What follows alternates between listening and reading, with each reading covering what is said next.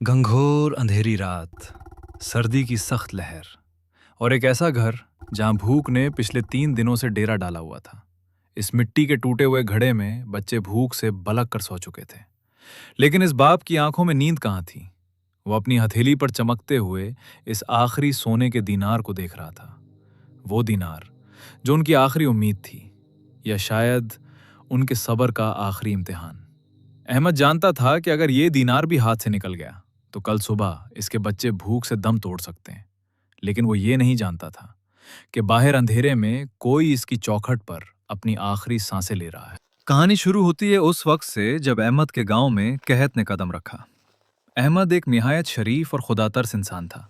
उसके 2 बच्चे थे, जैनब और अली। हालात इतने खराब हो चुके थे कि घर का सारा सामान बुक चुका था और अब सिर्फ वो एक आखिरी दीनार बचा था। बाबा जान, क्या कल सुबह हसैन होगी? क्या कल हमारे दस्तरखान पर रोटी होगी? मेरी जान, अल्लाह हमेशा नवाजता है। जब तक आसमान पर सूरज निकलता है उसकी रहमत के दरवाजे खुले रहते हैं। तुम दोनों सो जाओ। बाबा, हम जरूर सब्र करेंगे। आपने कहा था ना कि सब्र करने वालों के साथ अल्लाह होता है। बच्चों को झूठ बोलकर सुला तो दिया, लेकिन अहमद का अपना दिल फट रहा था। उसने दीनार को जेब में डाला और तय किया कि कल सुबह होते ही वो शहर जाकर उससे अनाज खरीदेगा। अचानक रात के आखिरी पहर, जब पूरा गांव सन्नाटे में डूबा था, अहमद के दरवाजे पर एक कमजोर दस्तक हुई।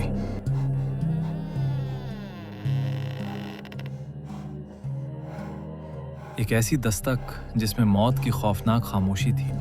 कौन है इस तूफानी रात में? खुदा के लिए मेरी मदद करो। मेरा बच्चा सर्दी और भूख से मर रहा है। मुझे कोई खैरात नहीं चाहिए, मुझे बस दवाई और चंद नवाले चाहिए। खुदा तुम्हारा दस्तरखान आबाद करेगा। अहमद के कदम जम गए। इसके ज़हन में एक तरफ अपने भूखे बचे जैनब और अली थे और दूसरी तरफ दरवाजे पर पड़ा वो यतीम बूढ़ा मुसाफिर। इसके पास सिर्फ एक ही दीनार था। अगर वो ये दीनार उन्हें दे देता तो कल उसके अपने बच्चे भूखे मरते। अगर ना देता तो ये मुसाफिर उसकी चौखट पर दम तोड़ देता। दिल और दिमाग की इस जंग में सखावत की ताकत जीतने वाली थी। अहमद ने एक लंबा सांस लिया।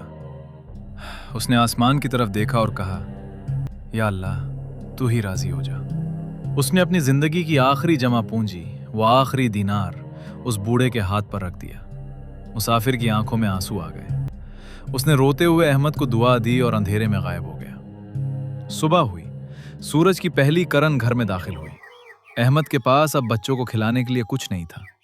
वो बच्चों के पास गया, उनका हाथ थामा और कहा, मेरे बच्चों, आज हमारे पास खाने को कुछ नहीं है, लेकिन हमारे पास हमारा खुदा है। बाबा जान, बाहर देखें, दरवाजे पर कौन है? बाहर का मंजर हैरानकुन था। शहर के सबसे बड़े ताजिर का काफिला अहमद के दरवाजे पर रुका था। वो ताजिर आगे बढ़ा और उसने अहमद को देखते ही गले से लगा लिया। अहमद, तुम्हें पहचानना मुश्किल नहीं था। रात तुमने जिस मुसाफिर की मदद की थी वो कोई आम मुसाफिर नहीं था। वो मेरा सच्चा दोस्त था जो कहत में फंस गया था। उसने मुझे बताया कि इस पूरे गांव में सिर्फ एक ही सखी है जिसने अपनी आखिरी उम्मीद भी दान कर दी। ये लो, तुम्हारे इस एक दीनार के बदले मेरे मालिक ने तुम्हें ये तोहफा भेजा है। ताजिर ने अहमद को 100 सोने के दीनार और साल भर का अनाज तोहफे में दिया। जैनब और अली की खुशी की इंतहा न रही। अहमद सजदे में गिर गया। वो जान गया था कि जब इंसान अल्लाह के रास्ते में अपना आखिरी दीनार भी खर्च कर देता है तो अल्लाह उसके लिए गैब से ऐसे दरवाजे खोलता है जो कोई बंद नहीं कर सकता। मेरे प्यारे दोस्तों, इस कहानी से हमें सबक मिलता है कि सखावत कभी इंसान को गरीब नहीं करती, बल्कि ये बुलाओं को टाल देती है और रिस्क में बरकत का सबब बनती है। हज़रत मोहम्मद सल्लल्लाहु अलैहि वसल्लम ने फरमाया, सदका माल को कम नहीं करता और जो बंदा माफ कर देता है अल्लाह उसकी इज्जत बढ़ा देता है, और जो अल्लाह के लिए आजिज़ी इख्तियार करता है अल्लाह उसको बुलंदी अता फरमाता है। जिंदगी में जब भी मौका मिले मखलूक खुदा की मदद करें, चाहे आपके पास आखिरी दीनार ही क्यों ना बचा हो। अगर आपको ये कहानी अच्छी लगी हो तो वीडियो को लाइक करें, और चैनल को सब्सक्राइब करना ना भूलें। जज़ाकल्लाह खैर।